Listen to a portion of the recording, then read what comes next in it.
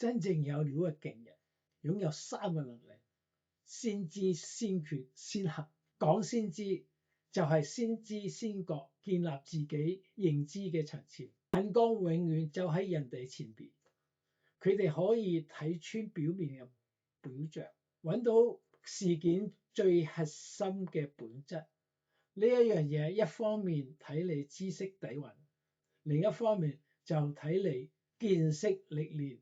所謂讀萬卷書，就係積累知識；行萬里路，就係拓闊眼界，直接決定你嘅格局，先至會養成屬於自己嘅世界觀。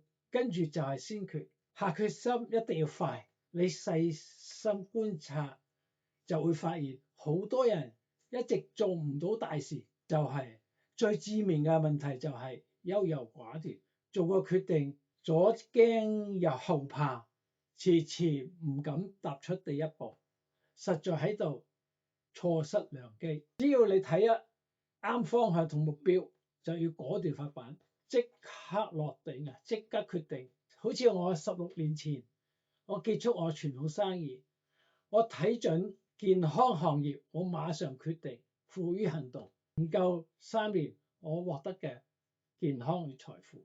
最後就係先行，即刻起身行動。大家知道，所有真正叻嘅人，冇一例外，全部都係實幹同行動派。最後祝大家健康財富雙收，下次再傾，拜拜。